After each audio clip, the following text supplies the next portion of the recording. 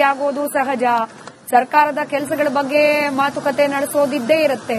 ಹೀಗಾಗಿ ಈ ಭೇಟಿಗೆ ವಿಶೇಷ ಅರ್ಥವನ್ನ ಕಲ್ಪಿಸೋದು ಬೇಡ. ಬಹುಶಃ ಈ ಚರ್ಚೆ ಆದ ಬಳಿಕ ಆಚೆ ಬರುವ ಪ್ರತಿಯೊಬ್ಬ ಸಚಿವರು ಶಾಸಕರ ಬಾಯಲ್ಲಿ ಬರೋದು ಇದೇ ಸ್ಟ್ಯಾಂಡರ್ಡ್ ಉತ್ತರ. ಆದ್ರೆ ಡಿಕೆ ಶಿವಕುಮಾರ್ ಅವರ ಬಣದಿಂದ ಇದೀಗ ಪ್ಲೇ ಮಾಡಲಾಗಿರುವ ಟ್ರಂಪ್ ಕಾರ್ಡ್ ದೆಹಲಿ ದೌಡ್, ಇದಕ್ಕೆ ಉತ್ತರ ಕೊಡೋ ನಿಟ್ಟಿನಲ್ಲೇ ಈ ಸಭೆ ಕೂಡ ಆಗ್ತಾ ಇದೆಯಾ ಅನುಮಾನ ಸಹಜ.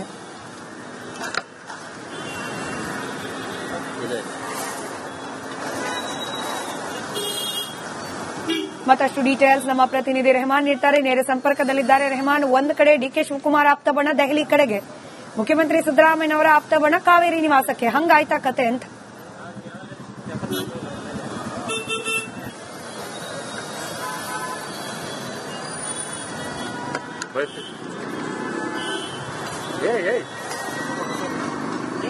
ರಾಜ್ಯ ರಾಜಕಾರಣದಲ್ಲಿ ಬಹಳ ಒಂದು ಕಾಂಗ್ರೆಸ್ನಲ್ಲಿ ಸಿಎಂ ಕುರ್ಚಿ ಫೈಟ್ ನಿರಂತರವಾಗಿ ನಡೀತಾ ಇದೆ. ಸೆಪ್ಟೆಂಬರ್ ಕ್ರಾಂತಿ, ಅಕ್ಟೋಬರ್ ಕ್ರಾಂತಿ ಅಂತಂದು.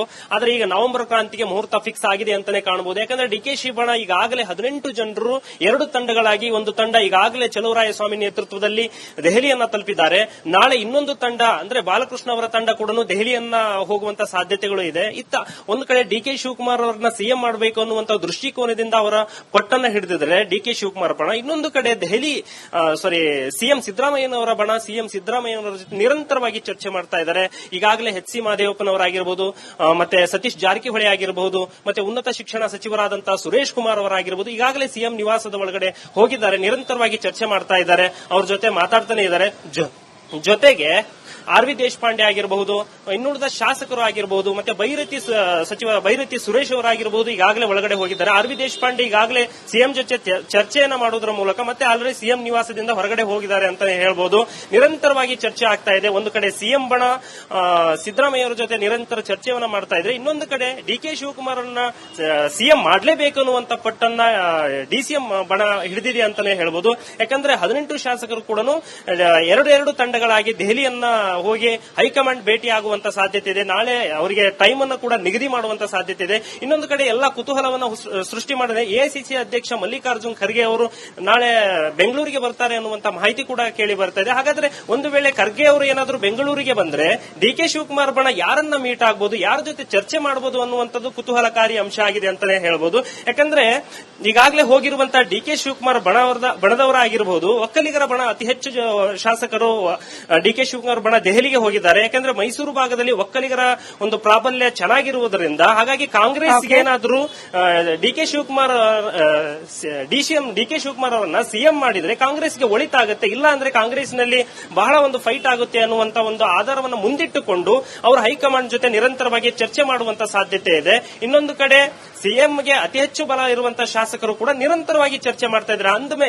ಅಂದ್ಮೇಲೆ ಗೊತ್ತಾಗುತ್ತೆ ಮೇಲ್ನೋಟಕ್ಕೆ ಸಿಎಂಗೂ ಕೂಡ ಸಿಎಂ ಬೆಂಬಲಿಗರು ಕೂಡ ಯಾವುದೋ ಒಂದು ಕಡೆ ಅವರು ಕೂಡ ನಿರಂತರವಾಗಿ ಚರ್ಚೆ ಮಾಡೋದ್ರಲ್ಲಿ ಹೈಕಮಾಂಡ್ ಏನಾದರೂ ಒಲವನ್ನ ಡಿಕೆ ಶಿವಕುಮಾರ್ಗೆ ತೋರಿಸಿದ್ರೆ ಡಿಸಿಎಂ ಬಣಕ್ಕೆ ಸ್ವಲ್ಪ ಹಿನ್ನಡೆ ಆಗುವಂತ ಸಾಧ್ಯತೆಗಳು ಕೂಡ ಕಂಡು ಬರುವಂತಹ ಚಾನ್ಸಸ್ ಕೂಡ ಇರುತ್ತೆ. ಆದ್ರೆ ನಿರಂತರವಾಗಿ ಫೈಟ್ ಮಾಡ್ತಾ ಇದ್ದಾರೆ. ಕೆಲವೊಂದಿಷ್ಟು ಶಾಸಕರು ಹೈಕಮಾಂಡ್ ಹೇಗೆ ಹೇಳುತ್ತೆ ಹಾಗೆ ನಾವು ನಿರ್ಧಾರವನ್ನ ಮಾಡ್ತೇವೆ ಅನ್ನುವಂತ ಮಾಹಿತಿಯನ್ನು ಕೂಡ ಹೇಳ್ತಾ ಇದ್ದಾರೆ ಅಂತಾನೆ ಹೇಳ್ಬೋದು. ಸ್ಮಿತಾ, ಧನ್ಯವಾದ ರೆಹಮಾನ್ ಮಾಹಿತಿಗಾಗಿ. ಸಿಎಂ ಕುರ್ಚಿ ಕಾಳಗದಲ್ಲಿ ಡಿಕೆ ಶಿವಕುಮಾರ್ ಬ್ರದರ್ಸ್ ಅಸಲಿ ಆಟ ಆರಂಭ ಮಾಡಿದ್ರ. ನವೆಂಬರ್ ಕ್ರಾಂತಿಯ ಭಾಗವಾಗಿ ಡಿಕೆ ಬ್ರದರ್ಸ್ ದಾಳ ಉರುಳಿಸಿಯೇ ಬಿಟ್ರ. ನವೆಂಬರ್ 20ರವರೆಗೆ ಸುಮ್ಮನಿರಿ ಅಂತ ಹೇಳಿ ಡಿಕೆ ಬ್ರದರ್ಸ್ಗೆ ಸೂಚನೆ ಇತ್ತು. ನವೆಂಬರ್ 21ರಿಂದ ಹಾಗಾದ್ರೆ ಆಟ ಶುರುವ. ದೆಹಲಿಗೆ ಶಾಸಕರ ತಂಡವನ್ನ ಕಳುಹಿಸಿ ರಣತಂತ್ರವನ್ನ ಹೆಣೆದ್ರ ಡಿಕೆ ಬ್ರದರ್ಸ್. ಹೈಕಮಾಂಡ್ ಮೇಲೆ ಒತ್ತಡ ಹೇರೋಕೆ ದೆಹಲಿಗೆ ನಿಯೋಗವನ್ನ ಕಳಿಸಲಾಗಿದೆಯಾ? ನಾಳೆ ನಾಡಿದ್ದು ಶಾಸಕರ ನಿಯೋಗ ತೆರಳಿ ವರಿಷ್ಠರನ್ನ ಭೇಟಿಯಾಗುವವರಿದ್ದಾರೆ. ಡಿಕೆ ಶಿವಕುಮಾರ್ ಅವರನ್ನ ಸಿಎಂ ಮಾಡಿ ಅಂತ ಹೇಳಿ ಪಟ್ಟು ಹಿಡಿಯಲಿದ್ದಾರೆ ಈ ಶಾಸಕರು. ಬಿಹಾರ ಚುನಾವಣೆಯ ಫಲಿತಾಂಶ ಇದೆಲ್ಲ ಬರೋವರೆಗೂ ಎಲ್ಲ ಬಂದು ಕಾಂಗ್ರೆಸ್ ಹೈಕಮಾಂಡ್ ನಾಯಕರು ಸ್ವಲ್ಪ ಉಸಿರಾಡಷ್ಟು ಪುರುಸೋತ್ ಕೊಡಿ. ನವೆಂಬರ್ 20ರವರೆಗೂ ಈ ಮುಖ್ಯಮಂತ್ರಿ ವಿಚಾರವನ್ನ ಮುನ್ನೆಲೆಗೆ ತರಬೇಡಿ. ನವೆಂಬರ್ 20ರ ನಂತರದಲ್ಲಿ ಕೊಟ್ಟ ಮಾತನ್ನ ಈಡೇರಿಸ್ತೀವಿ ಅನ್ನೋ ಅಭಯವನ್ನ ಕಾಂಗ್ರೆಸ್ನ ಹೈಕಮಾಂಡ್ ಡಿಕೆ ಶಿವಕುಮಾರ್ ಅವರಿಗೆ ನೀಡಿತ್ತು ಅಂತ ಹೇಳಲಾಗ್ತಾ ಇದೆ. ನವೆಂಬರ್ 20ರ ಗಡುವು ನೇನು ಮುಗಿತಾ ಬರ್ತಾ ಇದ್ದ ಹಾಗೆ ತಮ್ಮ ಆಟವನ್ನ ಡಿಕೆ ಬ್ರದರ್ಸ್ ಪ್ರಾರಂಭ ಮಾಡಿದ್ರ. ಇದೇ ಕಾರಣಕ್ಕೆ ನಾಳೆ ತಮ್ಮ ಬಣದ ಶಾಸಕರನ್ನ ದೆಹಲಿಗೆ ತೆರಳುವಂತೆ ಸೂಚಿಸಿದ್ರ. ಒಂದು ಕಡೆ ಬಿಹಾರ ಚುನಾವಣೆ, ಮತ್ತೊಂದು ಕಡೆಯಲ್ಲಿ ಸರ್ಕಾರಕ್ಕೆ 2.5 ವರ್ಷ ಅವಧಿ ಸಂಪೂರ್ಣ.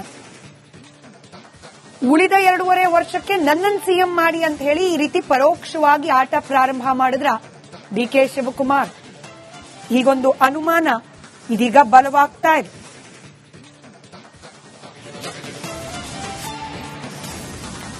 ಆಪ್ತರ ಮೂಲಕ ಒತ್ತಡ ಹೇರುವ ತಂತ್ರಕ್ಕೆ ಇದೀಗ ಡಿಕೆ ಬ್ರದರ್ಸ್ ಮುಂದಾದಂತೆ ಕಾಣ್ತಾ ಇದೆ. 2.5 ವರ್ಷ ಮುಖ್ಯಮಂತ್ರಿಯಾಗಿ ಸಿದ್ದರಾಮಯ್ಯನವರು ಅವಧಿ ಮುಕ್ತಾಯ ಆಗ್ತಾ ಬರ್ತಾ ಇದೆ. ಒಡಂಬಡಿಕೆ ಅನ್ನೋದು ನಿಜಕ್ಕೂ ಆಗಿದೆ ಅನ್ನೋ ಹಾಗಿದ್ರೆ ಇದೀಗ ಅಧಿಕಾರ ಹಸ್ತಾಂತರ ಆಗಬೇಕು. ಇದೇ ಒತ್ತಡವನ್ನ ಡಿಕೆ ಶಿವಕುಮಾರ್ ಅವರ ಬಣದ ನಾಯಕರು ನಾಳೆ ಹೈಕಮಾಂಡ್ನ ಮುಂದೆ ಇಡಲಿದ್ದಾರಾ? ಡಿಕೆ ಸುರೇಶ್ ಅವರು ಕೂಡ ಪರೋಕ್ಷವಾಗಿ ಇಂಥದ್ದೇ ಮಾತುಗಳನ್ನಾಡಿದ್ದಾರೆ. ಕೊಟ್ಟ ಮಾತಿನಂತೆ ನಡೆದುಕೊಳ್ಳೋದು ಯಾರಿಗೆ ಆಗಲಿ ಉತ್ತಮ ಅಂತ ಹೇಳೋ ಮೂಲಕ ಹೈಕಮಾಂಡ್ಗೂ ಸಿದ್ದರಾಮಯ್ಯನವರಿಗೂ ಇಬ್ಬರಿಗೂ ಕೂಡ ಪರೋಕ್ಷವಾದ ಸಂದೇಶವನ್ನ ಕೊಟ್ಟಿದ್ದಾರೆ. ಮತ್ತಷ್ಟು ಡೀಟೇಲ್ಸ್ ನಮ್ಮ ಪ್ರತಿನಿಧಿ ಬಸವರಾಜ್ ನೀಡ್ತಾರೆ, ನೇರ ಸಂಪರ್ಕದಲ್ಲಿದ್ದಾರೆ. ಬಸವರಾಜ, ಇದೀಗ ಒತ್ತಡ ತಂತ್ರ ಇದು ಅನಿವಾರ್ಯ ಅನ್ನೋ ಪರಿಸ್ಥಿತಿಗೆ ಡಿಕೆ ಶಿವಕುಮಾರ್ ಬ್ರದರ್ಸ್ ಹಾಗೆ ಅವರ ಬಣದ ಶಾಸಕರು ಹೋದಂತೆ ಕಾಣ್ತಾ ಇದೆ.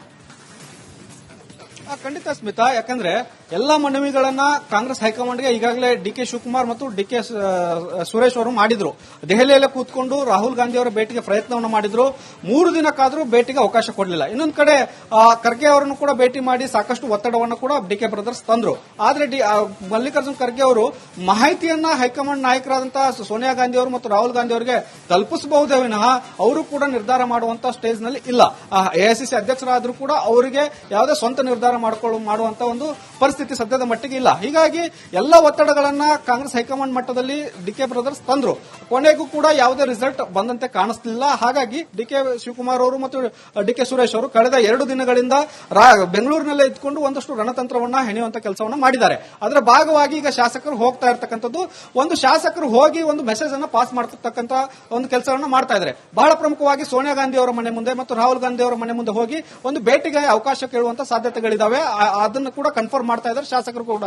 ಒಂದು ವೇಳೆ ಅವರು ಏನಾದ್ರು ಭೇಟಿಗೆ ಅವಕಾಶ ಕೊಟ್ಟರೆ ಭೇಟಿ ಮಾಡ್ತಾರೆ, ಇಲ್ಲದೆ ಹೋದ್ರೆ ಅಲ್ಲಿ ಇದ್ದಂತಹ ಸಂದರ್ಭದಲ್ಲಿ ಒಂದಷ್ಟು ಡಿಕೆ ಶಿವಕುಮಾರ್ ಅವರ ಪರವಾಗಿ ಘೋಷಣೆಗಳು ಕೂಗುವಂತದ್ದು ಮತ್ತು ಭೇಟಿಗೆ ನಮಗೆ ಅವಕಾಶ ಕೊಟ್ಟಿಲ್ಲ ಅನ್ನುವಂತ ಒಂದು ಮೆಸೇಜ್ ಅನ್ನ ಪಾಸ್ ಮಾಡಿದಾಗ ಸಹಜವಾಗಿ ಎಐಸಿಸಿ ನಾಯಕರು ಈ ಹೋದಂತ ಕಾಂಗ್ರೆಸ್ ಶಾಸಕರ ನಿಯೋಗ, ಅದರಲ್ಲೂ ಡಿಕೆ ಶಿವಕುಮಾರ್ ಬಣದ ಶಾಸಕರ ನಿಯೋಗವನ್ನು ಕರೆದು ಮಾತನಾಡುವಂತ ಸಾಧ್ಯತೆಗಳಿದ್ದಾವೆ. ವೇಣುಗೋಪಾಲ್ ಅವರ ಹೆಗಲ ಮೇಲೆ ಕೂಡ ಈ ಒಂದು ಶಾಸಕರನ್ನ ಕರೆದು ಮಾತನಾಡಿಸಿ ಅವರ ಅಹವಾಲನ್ನ ಕೇಳುವಂತ ಸಾಧ್ಯತೆಗಳಿದ್ದಾವೆ. ಹಾಗಾಗಿ ಒಂದು ಒತ್ತಡದ ತಂತ್ರವನ್ನ ಈಗ ಡಿಕೆ ಬ್ರದರ್ಸ್ ಮಾಡ್ತಾ ಇರ್ತಕ್ಕಂಥದ್ದು.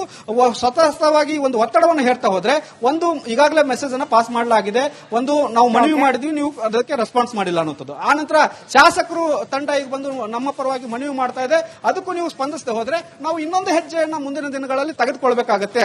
ಆ ಹೆಜ್ಜೆಯನ್ನ ತೆಗೆದುಕೊಳ್ಬಾರದು ಅನ್ನೋದಾದ್ರೆ ನೀವು ನಮ್ಮನ್ನ ಕರೆದು ಮಾತನಾಡಿ ಜೊತೆಗೆ ನಿರ್ಧಾರವನ್ನು ಮಾಡಿ ಮುಂದಿನ ದಿನಗಳಲ್ಲಿ ಧನ್ಯವಾದ ಬಸವರಾಜ್ ಮಾಹಿತಿ